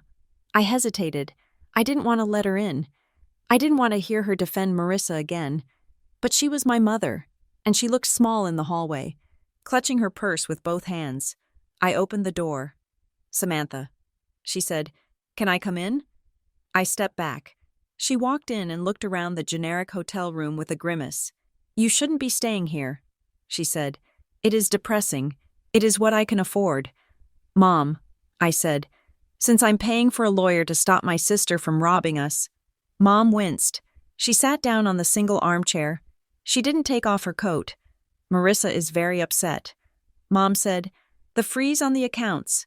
Samantha, it is embarrassing. The bank called her. The checks for the caterers bounced. You are humiliating the family. I am not the one who set up a shell company to siphon off Dad's money. Mom, stop it, Mom said sharply.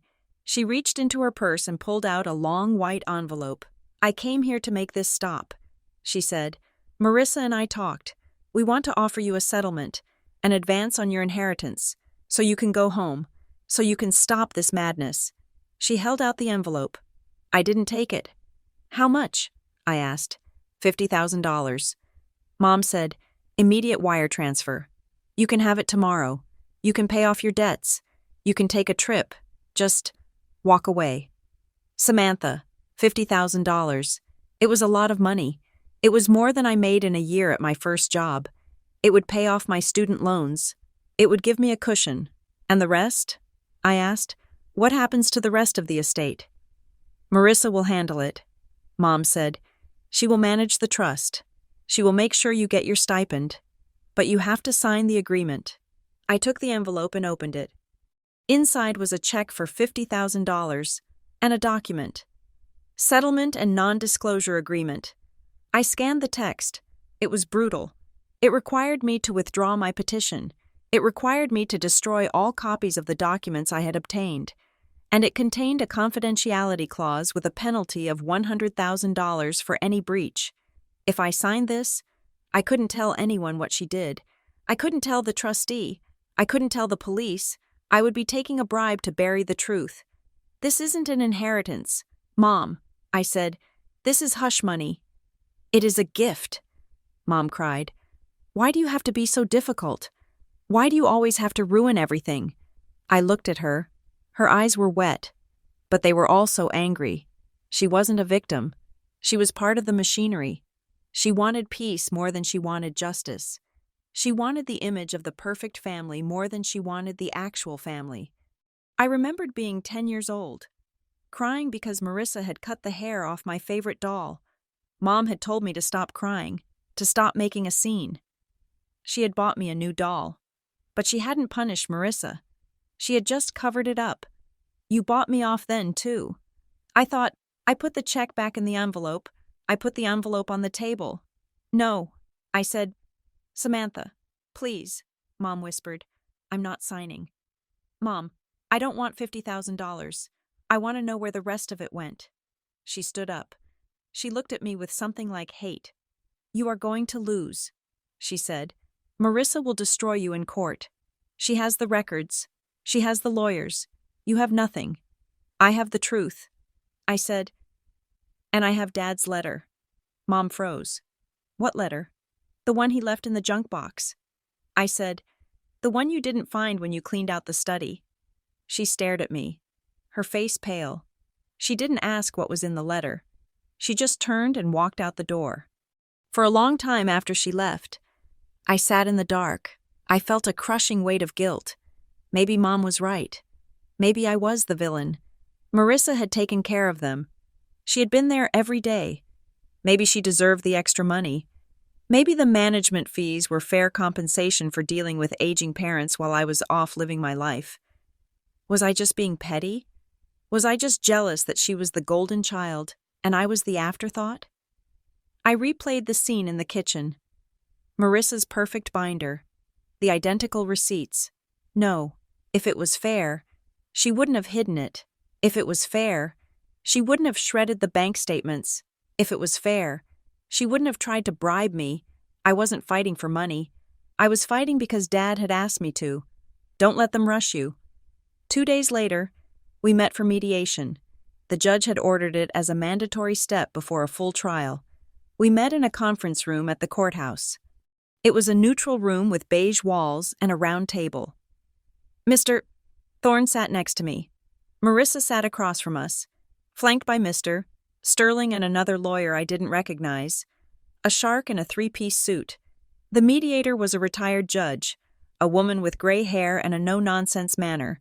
We are here to see if we can resolve this without draining the estate in litigation. The mediator said, Ms. Rivera, you have filed a petition alleging mismanagement. Marissa Rivera, you deny these claims. Marissa spoke first. She didn't look arrogant today. She looked crushed. She wore no makeup. She wore a simple black dress. She had a tissue in her hand. I just wanted to protect the family, she said, her voice trembling. My father's finances were a mess at the end. He was confused. He made promises to people he couldn't keep. I stepped in to organize it. I set up the LLC to shield his assets from liability. Every transfer was for the benefit of the estate.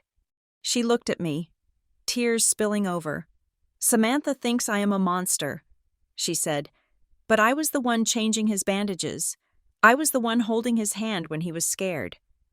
I took a fee because I quit my job to care for him. Was that wrong? To expect to be paid for my labor? She was good. I felt a twinge of doubt. Had she quit her job? I didn't know. The mediator looked at me. Ms. Samantha Rivera? Do you have a response? I took a deep breath. I am not questioning her care. I said, I am questioning the secrecy. If the LLC was for his benefit, why was it hidden? Why is the address the same as the event center owned by her business partner? Mr.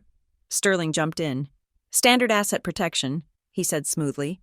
The address is a registered agent location. It is common practice. The mediator looked at the file. There is a gap here, she said. The inventory lists the family investment account, but the balance seems low compared to the tax returns from 3 years ago. That is market fluctuation, Marissa said quickly. The market has been volatile. My dad's money took a hit. I looked up. What did you say? I asked. Marissa blinked. What? You said my dad's money. I said, so? It was our father's money, Marissa, or the trust's money, but you think of it as yours. You have always thought of it as yours. Marissa's eyes narrowed. It was mine to manage. She snapped. He trusted me. The mediator raised a hand. Let us lower the temperature, she said. Look, litigation will cost this estate hundreds of thousands of dollars. A forensic accounting review alone will cost $30,000 and take 6 months. During that time, no one gets a dime. She looked at me. Samantha, your sister is offering a settlement. It is substantial. It avoids the cost. It avoids the public spectacle. Are you sure you want to reject it? I looked at Mr. Thorne. He looked worried. The cost warning was real. If I pushed for the audit, I would be burning cash, my inheritance cash, just to prove a point. I hesitated. Maybe I should just take it. Maybe $50,000 was enough. I could walk away. I could be free of them. Marissa saw my hesitation. She leaned forward, her eyes softening.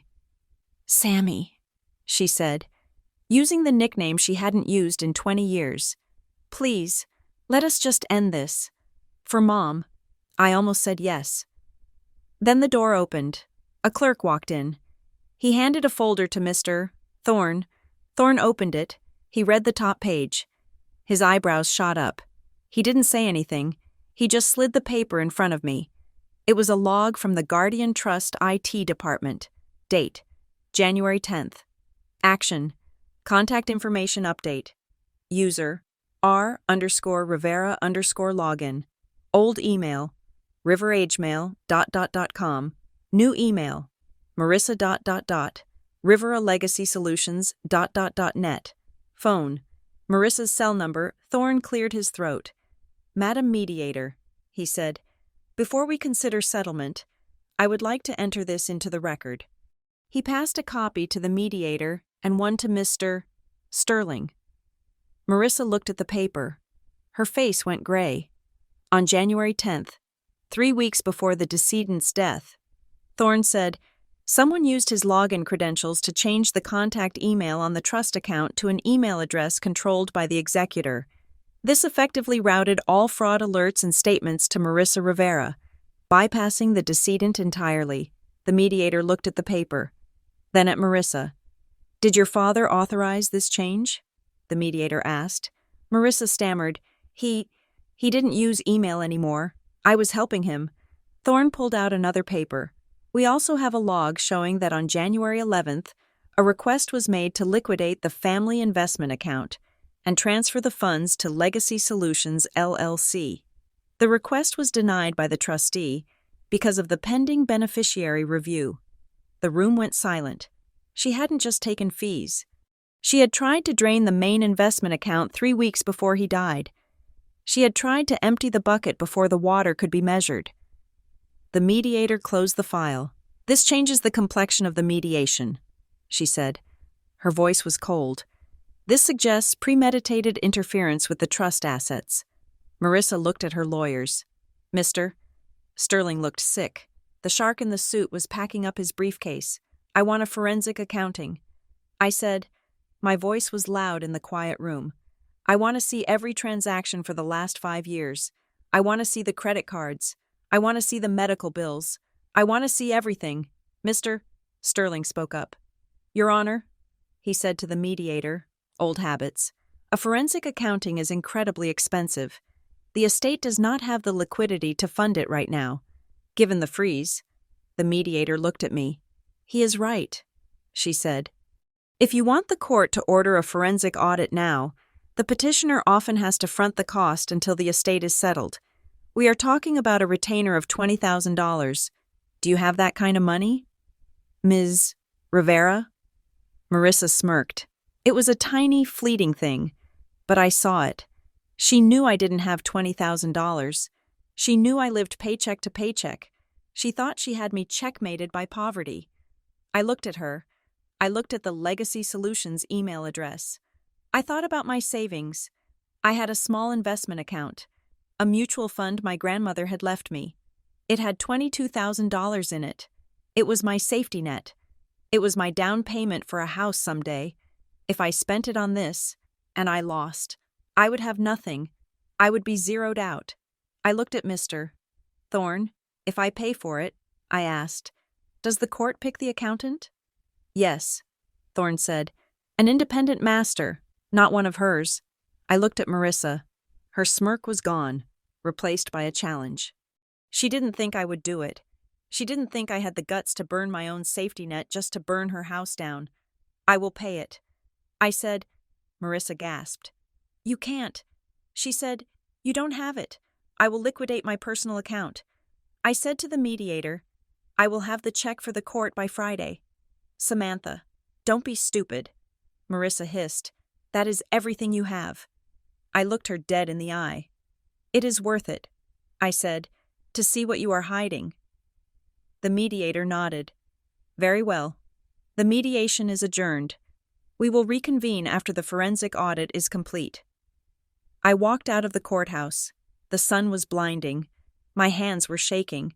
I had just spent my entire life savings on a gamble. I had just bet my future on the belief that the truth was worth more than money. I pulled out my phone and called my broker. Sell it, I said. Sell it all. The wait for the forensic accounting report was 6 weeks of silence. It was a silence that cost me everything I had. I had sold my mutual fund, liquidated my grandmother's legacy, and wired $22,000 to a court-appointed firm called Darrow Associates.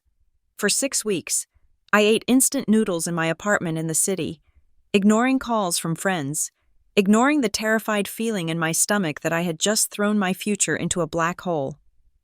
Then the email arrived. It was a Tuesday morning. The subject line was simple. Independent Forensic Review. Estate of Roberto Rivera. I opened the attachment. It was 300 pages long. I sat at my kitchen table and began to read. I expected to find a smoking gun. I expected to find a wire transfer for $500,000 sent to an offshore account. I expected a villainous, dramatic theft that would make for a good movie scene. What I found was far more depressing. It was death by 1,000 cuts.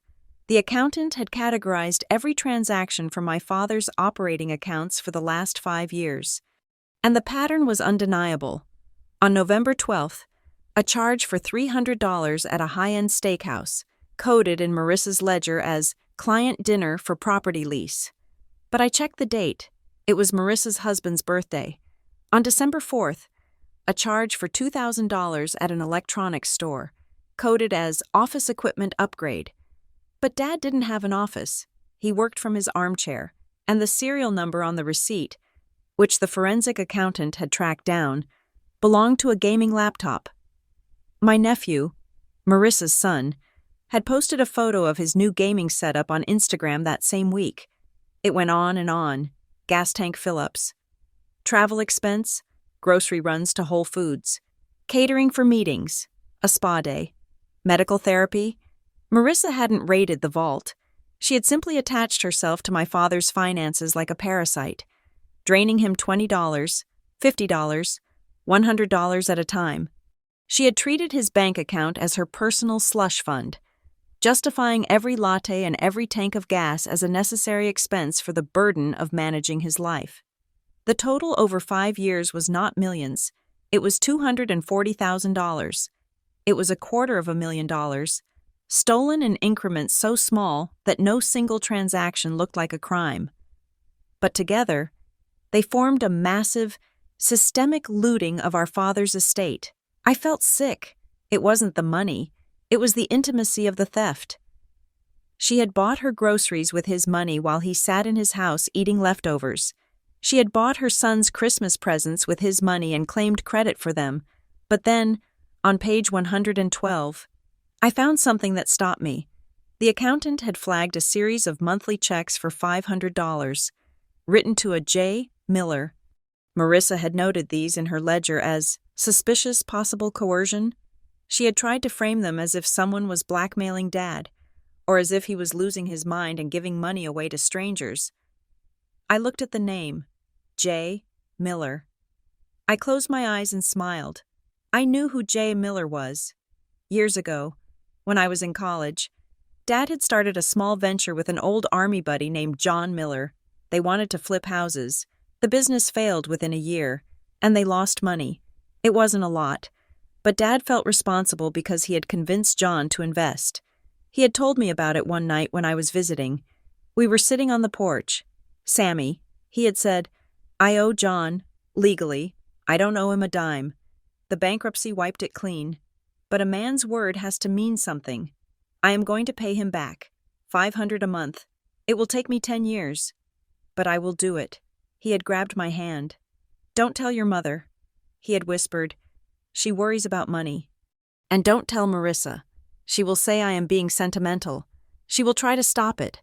I had kept that secret for 10 years, and here it was on the spreadsheet. He had kept his word, every single month, until the month he died. He had sent that check. Marissa had flagged it as suspicious because she could not understand honor. She only understood leverage. To her, paying a debt you weren't legally required to pay was insanity. To Dad, it was character. This was the proof I needed. Not of her theft, but of who he really was and who he trusted. I called Mr. Thorne. We have her. I said, the hearing was scheduled for the following week. It wasn't a trial yet, just a status conference to review the forensic report. But the atmosphere in the courtroom was different this time. Marissa sat at the defense table. She looked thinner. Her hair was pulled back tight. She wasn't wearing her usual jewelry. She looked like a cornered animal. The judge, a stern man named Judge Holloway, had the report on his bench. He looked through it in silence for a long time. The only sound in the room was the rustling of paper and the hum of the air conditioning. Finally, Judge Holloway looked up. Ms. Rivera, he said to Marissa, can you explain why the estate paid for a subscription to a streaming service that offers only children's cartoons? Marissa stood up. Her voice was shaky. Your Honor, my father. He liked to have entertainment available for when his grandchildren visited. It was for his benefit. And the gaming laptop? The judge asked. Did he use that for his benefit too? He needed a new computer. Marissa stammered. He wanted to be able to email. The specs on this machine are for high-performance video rendering, the judge said dryly. It seems excessive for email. Marissa looked at her lawyer. Mr. Sterling. He was staring at the table, refusing to make eye contact with her. He knew. He knew she was lying, and he knew she was drowning. It is a conspiracy. Marissa blurted out. The judge paused. Excuse me? She is inventing this, Marissa said, pointing a trembling finger at me. Samantha is twisting everything. She is jealous because I was the one who was there. I was the one who drove him to chemo. I was the one who managed the house. She is just trying to make me look bad so she can get a bigger payout. Ms. Rivera. Sit down, the judge said. It is not fair, Marissa cried. Her composure cracked. The polished executor mask fell away, revealing the petulant child underneath. I deserve that money. I earned it. Do you know how hard it is to deal with old people? Do you know how exhausting it is? I took what was owed to me. The courtroom went dead silent.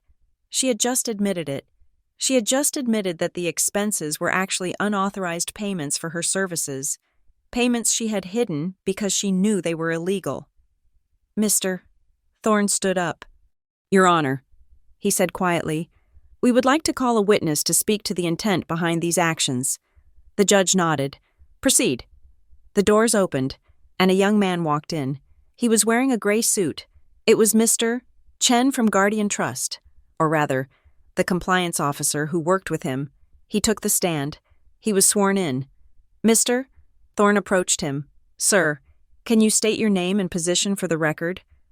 David Chen, Senior Compliance Officer, Guardian Trust Fiduciary Services. Mr. Chen, Thorne said, did you receive a request regarding the Roberto Rivera Trust in the weeks prior to his death? Yes, Chen said. He opened a folder he had brought with him.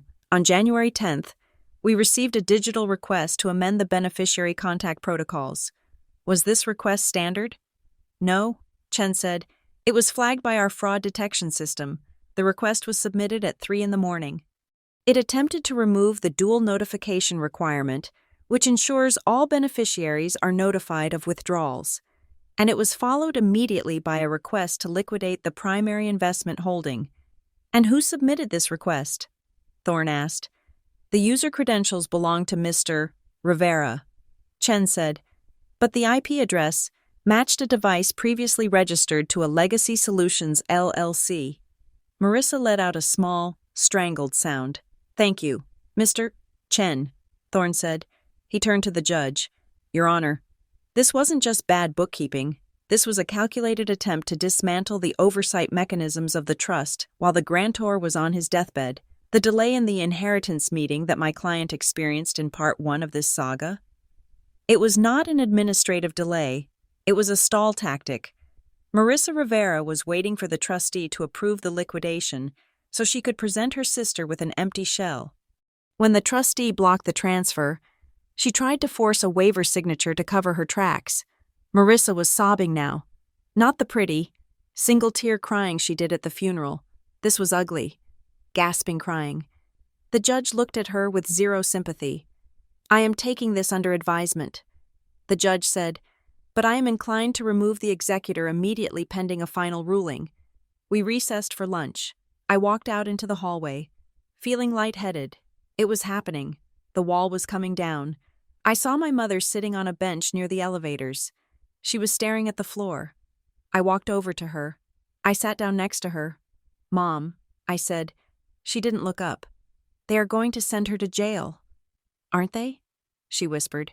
I don't know. I said, maybe. It depends on whether the trustee presses charges for fraud. Mom closed her eyes. I knew. She said, I froze. What did you say?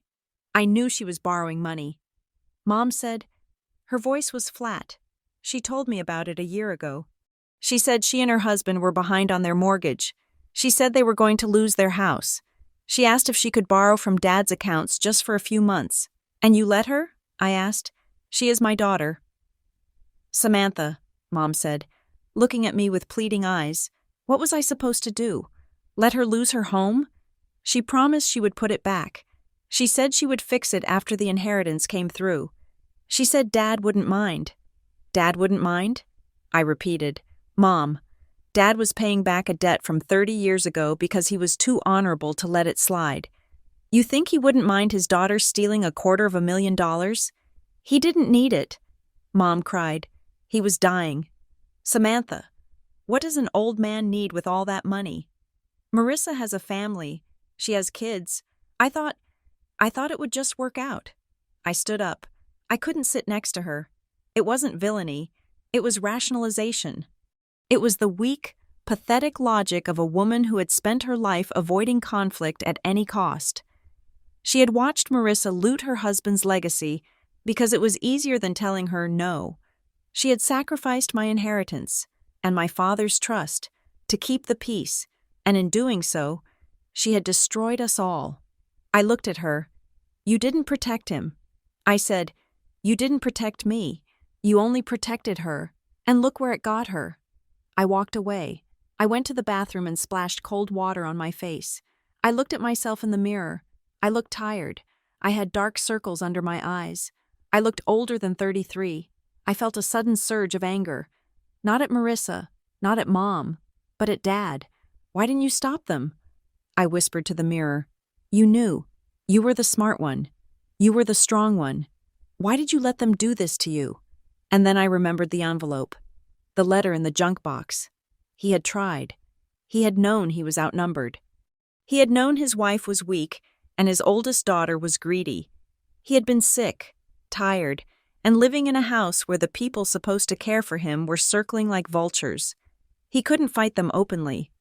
If he had confronted Marissa, Mom would have taken her side. They would have gaslit him. They would have told him he was confused, senile. They might have even put him in a home to get him out of the way. So he had fought quietly. He had written the letter. He had created the dual consent clause. He had hidden the instructions in the one place he knew I would look, my old room. He had planted a landmine for Marissa, set to detonate the moment she tried to cross the line. But the landmine required a trigger, and I was the trigger. He had trusted me to be the one who wouldn't fold. I dried my face. The anger vanished, replaced by a profound, aching love. I got you. Dad. I whispered. I am not folding. When I came back out, Mr. Sterling was waiting for me. He looked like he had aged 10 years in the last hour. Ms. Rivera, he said, can we talk? Privately? We stood in a corner of the hallway. Marissa is prepared to make a new offer, he said. His voice was low. She will resign as executor. She will waive her claim to the stipend. You get the bulk of the remaining estate. And? I asked. There is always an and we drop the request for a forensic audit of the prior years. He said, we seal the record. We issue a joint statement saying this was a misunderstanding regarding administrative expenses. No admission of wrongdoing. I laughed. It was a cold, sharp sound. She wants to keep the money she already stole. I said, she wants to keep the $250,000, and she wants to keep her reputation. It is a good deal. Samantha, Sterling said, if you go to trial, the legal fees will eat up whatever you recover. This way, you get a check next week. You can go back to your life. You win. I looked at him. You don't get it, do you? I said. Get what? This isn't about the payout. I said, if I sign that deal, I am saying that what she did was okay. I am saying that Dad's legacy was just a bank account to be raided. I leaned in close to him. My father spent 10 years paying back a debt he didn't legally owe. I said, I am not going to sell his integrity for a quick settlement. No deal. Sterling sighed. He looked at me with something like respect, or maybe fear. You realize what happens next? He asked. If the judge removes her, the court has to appoint a new trustee. Usually, it is a stranger, a lawyer who will charge $300 an hour to manage the money. You will lose control completely. I smiled. I don't think so. I said, I walked back to Mr. Thorne. Thorne, I said, did you check the trust documents for the contingency clause? He nodded. He pulled a document from his briefcase. I found it this morning. He said, it was buried in the 2018 amendment. Your father was thorough. What does it say? In the event of a conflict between beneficiaries, or if the primary executor is unable to serve, the position of successor trustee shall not pass to a court-appointed stranger. It shall pass to the individual named in the sealed attachment held by Guardian Trust. The sealed attachment. Marissa thought she was the successor. She thought if she failed, it would go to Mom. She never knew there was a sealed attachment. Who is it? I asked. Thorne grinned. We don't know yet. He said, Guardian Trust has to unlock it, but given everything else your father did, I have a feeling he planned for this exact moment. The bailiff opened the courtroom doors. All rise. We walked back in. The climax was coming. The judge was ready to rule on the removal of the executor. But the real bomb was yet to drop. Marissa was sitting at her table, wiping her eyes. She looked up at me as I walked past. You are ruining everything, she mouthed. I didn't respond. I sat down. I checked my watch. It was 2:00, in part 1. I had checked my watch because I wanted to leave. I had wanted to escape the awkwardness, the pressure, the feeling of not belonging. I had been checking the time to see how long I had to endure them. Now, I checked my watch for a different reason. I checked it because I knew the trustee was coming, not the fake representative Marissa had been waiting for at the event center, the real one, the one my father had summoned from the grave. The doors at the back of the courtroom opened. A heavy silence fell over the room. A man walked in. He wasn't Mr. Chen. He was older. He carried a briefcase that looked like it had seen 100 battles. He walked with a limp, but he moved with a quiet, undeniable authority. He walked past the bar. He walked past Marissa, who stared at him with confusion. He walked past Mr. Sterling, who looked like he was about to faint. He stopped in front of the judge. Your Honor, he said. His voice was gravel and iron. Who are you? Judge Holloway asked. My name is Arthur P. Vance, the man said. I am the independent monitor appointed by the specific terms of Roberto Rivera's 2018 Trust Amendment. Guardian Trust has unsealed my appointment as of 1 hour ago. He turned and looked at Marissa. And I am here to take possession of the estate. Marissa gasped. I looked at Dad's empty chair at the defense table. You didn't just leave a letter. I thought, you left a soldier. The judge looked at the paperwork the man handed him. Mr. Vance, the judge said, it appears your papers are in order. The court recognizes your standing. Vance turned to face the room. He didn't look at Mom. He didn't look at Marissa. He looked at me. Ms. Samantha Rivera? He asked. Yes, I said, standing up. Your father told me you would be the one to call, he said. He opened his briefcase. He pulled out a single, thick file. I have the forensic results from Guardian Trust's internal audit, he said, and I have the original, unaltered beneficiary instructions. He placed the file on the plaintiff's table. My table. Ready to finish this? He asked. I looked at Marissa. She was pale, shaking, her hands gripping the table. She knew it was over. The game of delays, of hidden fees, of emotional blackmail. It was all done. I looked at Vance. I am ready. I said. The judge banged his gavel. The court will hear the motion for permanent removal and surcharge against the executor. The judge said, Mr. Vance, please proceed. I sat back down. My heart was pounding, but my hands were steady. I wasn't the little sister anymore. I wasn't the Leech. I was the daughter of Roberto Rivera, and I was exactly where I was supposed to be. The courtroom for the final hearing was smaller than I expected. It was not the grand, high-ceilinged chamber where criminal trials were held on television. It was a functional, wood-paneled room on the third floor of the county courthouse, smelling faintly of lemon polish and old paper. The windows were narrow, letting in tight beams of afternoon light that illuminated dust motes dancing in the air. I sat at the plaintiff's table next to Mr. Thorne. My hands were folded in my lap. They were cold, but they were steady, across the aisle. Marissa sat with her legal team. She looked immaculate. She was wearing a charcoal suit that was conservative, expensive, and perfectly tailored. Her hair was pulled back in a severe, elegant bun. She wore no jewelry except for a small gold cross that I knew for a fact she had bought 3 days ago. She did not look like a woman who had been caught stealing. She looked like a martyr. She looked like the responsible older sister who was being dragged through the mud by an ungrateful, chaotic sibling. When she caught my eye, she offered a small, pitying smile. It was a smile that said, "You are making a mistake." It was a smile that said, "I can still fix this for you if you just apologize." It was the same smile she had used when we were children.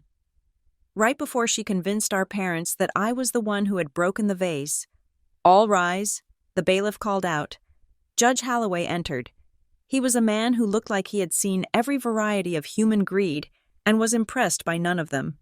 He sat down, adjusted his glasses, and looked at the docket. "We are here for the matter of the estate of Roberto Rivera," he said. "We have a motion for the permanent removal of the executor and a request for a forensic surcharge. Mr. Sterling stood up for Marissa. "Your Honor," he began, his voice smooth and practiced. "We are prepared to demonstrate that the plaintiff's claims are based on misunderstandings of standard estate administration. Ms. Marissa Rivera has acted with the utmost diligence in a complex and emotional time. The allegations of fraud are simply the result of a grieving daughter," he gestured vaguely at me, "who does not understand the nuances of asset management." Marissa nodded solemnly. She dabbed her eye with a tissue, though I saw no tears. However, the judge cut in, looking over his glasses. "The court notes a new appearance on the record today. Mr. Arthur Vance." Mr. Sterling froze. He looked at the table where Mr. Vance was sitting, a heavy, oak table that had been empty during the previous hearings. Mr. Vance stood up. He was a large man, broad-shouldered, with a face carved from granite. He wore a suit that was 10 years out of style and looked like he didn't care. "I am here, Your Honor," Vance said, "representing the interests of the trust, pursuant to the activation of the contingency clause." Mr. Sterling cleared his throat. "Your Honor, we object to the trustee's intervention at this stage. This is a dispute between beneficiaries. The trust is a neutral party." "It was a neutral party," Vance said, his voice rumbling like a subterranean train. until the moment the executor attempted to bypass its protocols. The judge leaned forward. "Mr. Vance, the floor is yours. Please present your findings." Vance walked to the center of the room. He did not use a PowerPoint presentation. He did not use flashy graphics. He held a single blue folder. He opened it and began to read. "Timeline of irregularities," he stated. Item 1, January 10th. 3 weeks prior to the grantor's death, an attempt was made to access the Guardian Trust portal using the grantor's credentials.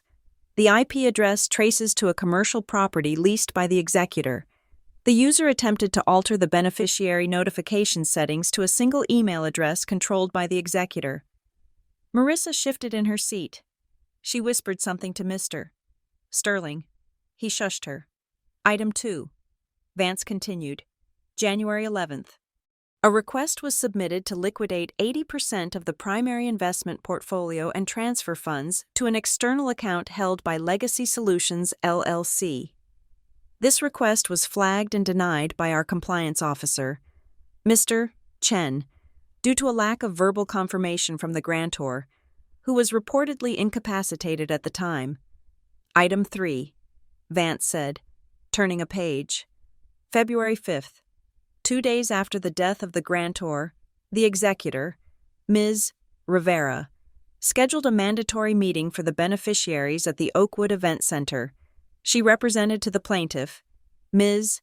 Samantha Rivera, that this meeting was authorized and attended by a trustee representative. Vance looked up from the folder.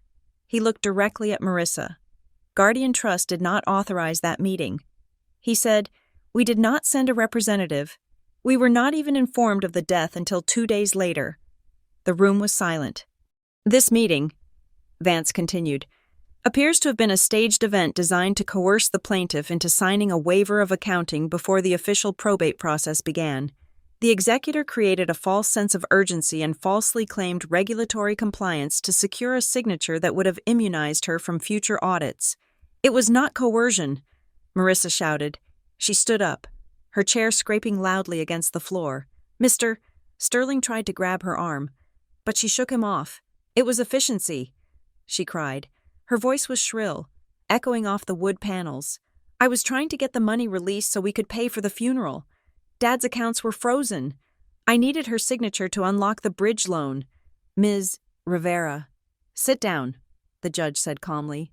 "She is lying," Marissa said, pointing at me. She sat there with her little notebook and her paranoia, holding everything up. I was the one handling the bills. I was the one dealing with the creditors. "She just showed up looking for a check." Mr. Sterling stood up. "Your Honor, please." And then Vance dropped the hammer. "Item 4, he said, his voice cutting through Marissa's shouting. "The pattern of reimbursements." He held up a spreadsheet. Over the course of 5 years, the executor transferred $240,000 from the grantor's operating account to her personal accounts. These transfers were labeled as management fees. However, there is no employment contract. There is no power of attorney authorizing self-dealing, and crucially, these transfers continued and increased in frequency during periods when the grantor was hospitalized and unable to review his statements. "That is my money!" Marissa screamed. The mask was gone. The polished executive, the grieving daughter, the martyr, she had vanished. In her place was a woman consumed by entitlement. "I took care of him," she yelled. "I gave up my career. I gave up my weekends." "Do you think that is free? Do you think I should do that for nothing while she pointed a trembling finger at me, while she goes off to live her selfish little life in the city?" She turned to the judge, her eyes wild. "She is a leech," Marissa shrieked. "She is a leech who vanishes until there is money on the table. She never contributed. She never helped. She doesn't deserve a dime." The word hung in the air. Leech. It was the word she had used in the meeting. It was the word she had used to shame me into silence my whole life. But this time, the silence didn't follow. "Ms. Rivera," the judge barked. He slammed his gavel. "You will control yourself or you will be held in contempt." Marissa stood there, panting, her chest heaving. She looked around the room. She looked at the court reporter, who was typing furiously. She looked at the bailiff, whose hand was resting on his belt. She looked at her lawyer, who had his head in his hands, and she realized she had just confessed. She had just admitted, in open court, that she felt entitled to take the money without permission because she believed she had earned it emotionally. She had admitted that the accounting didn't matter to her because she was the moral owner of the estate. "Sit down," the judge ordered. Marissa sank back into her chair. She looked small. The judge turned to me. "Ms. Samantha Rivera," he said, "please take the stand." I stood up. My legs felt heavy. But I walked to the witness box. I swore to tell the truth. "Ms. Rivera," the judge asked, "you heard the testimony regarding the meeting on February 5th. Can you describe that day?" I took a deep breath. I looked at my hands. I received a call from my sister telling me to come to the Oakwood Event Center. I said, my voice was quiet, but it didn't shake. I thought we were going to the lawyer's office. When I got there, it was set up like a board meeting. There were folders at every seat. And what was in the folder? The judge asked. "A document called the Family Asset Transition Agreement." I said. It was 50 pages long, but there was a sticky note on the front. What did the note say? It said, "Sign page 11 first." I said, "And did you?" "No, Your Honor." "Why not?" "Because page 11 was a signature page that referenced attachments that weren't there." I said, "And because the document contained a waiver, it said that by signing." I agreed the inventory was final, but I hadn't seen an inventory. I looked at Marissa. She was staring at the table. I wanted to sign. I said, the words came out harder than I expected. I wanted to sign it so I could leave. I wanted to sign it so my mother would stop crying. I wanted to sign it so Marissa would stop looking at me like I was a disappointment. I paused, but then I remembered my father. I said, I remembered that he was a businessman who believed in reading the fine print, and I realized that if I signed that paper, I wasn't being a good daughter. I was being a good victim. The judge nodded slowly. "Did your sister threaten you?" he asked. "She told me I was embarrassing the family."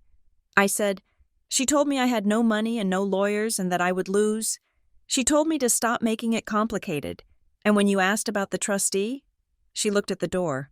I said, "She kept checking her watch. She acted like he was late." But he was never coming. I looked at Vance. "Until today," I added. "Thank you. Ms. Rivera." The judge said, "You may step down." I went back to my seat. Mr. Sterling stood up. He looked defeated, but he had a job to do. "Your Honor," he said weakly, "while the optics are unfortunate, we maintain that this is fundamentally a family dispute. Ms.